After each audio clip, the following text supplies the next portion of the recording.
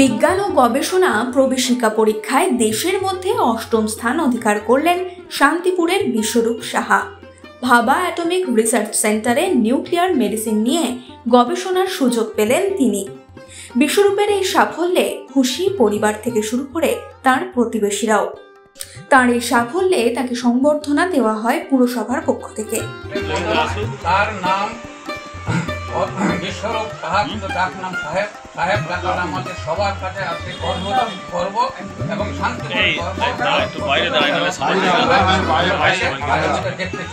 আজকে মাননীয় চেয়ারম্যান সাহেব আমার বাড়িতে এসেছেন, সেটা আমার কাছে অত্যন্ত গর্বের ব্যাপার এবং অত্যন্ত আমি তাদের কাছে কৃতজ্ঞ যে আমার এখানে এসেছেন। আমি চাই ভবিষ্যতে যে আমার মতো আরও অনেক অন্যান্য ছেলেরা যারা স্ট্রাগল করে তারা ওনার কাছ থেকে উপকৃত হবেন।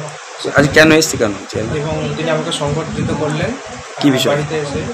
আমার সাকসেসে ভারতবর্ষে 8ম র্যাঙ্ক হয়েছে অল ইন্ডিয়ায় ভাবা অ্যাটমিক রিসার্চ সেন্টারে সায়েন্টিস্ট পদে, যেটা গ্রুপে gazetted post department of atomic energy government of India, one of the biggest post.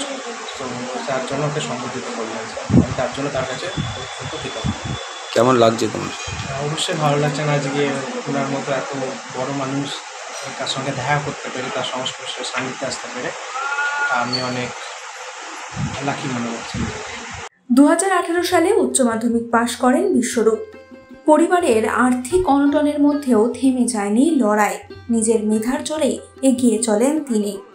কঠিন লড়াই শেষে এই সাফল্যে এখন খুশির হাওয়া বিশ্বরূপের পরিবারে।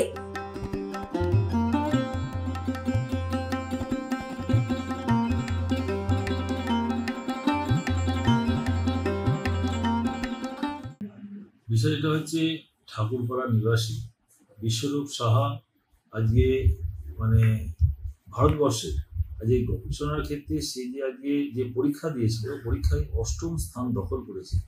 সত্যি একটা মফস্বল থেকে এবং সাধারণ একটা স্কুলে পড়াশোনা করে আজকে বর্তমান যুগে ইংলিশ মিডিয়াম বা অন্য অনেকেই অনেক জায়গায় পড়াশোনা করার যাদের অর্থনৈতিক অবস্থা ভালো আছে নিশ্চয়ই তার ছেলে মেয়েদের চেষ্টা করে, কিন্তু মফস্বল এলাকায় এরকম একটা স্কুলে পড়েও সেই যে এরকম একটা সাফল্য অর্জন করেছে, এটা সত্যি শান্তিপুরের একজন বাসী হিসেবে আমি এটা গর্ববোধ করি এবং আমি সেই ওয়ার্ডের কাউন্সিলরও বটে।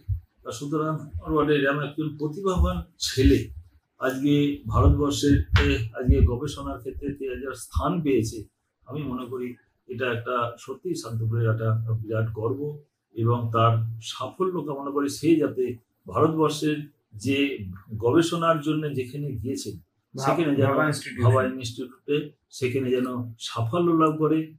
এই সময় ডিজিটাল।